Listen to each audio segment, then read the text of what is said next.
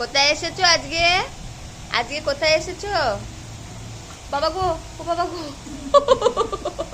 ও বাবা গো, চা করবা নাকি গো তুমি? ও মেহুল, মেহুল, বাবা আজ কত বড় সাঁড়াশি নিয়েছে, চা করবে। ওই যে আবার চা খাইয়ে দিচ্ছে গার্লফ্রেন্ড। ও ও বাবা,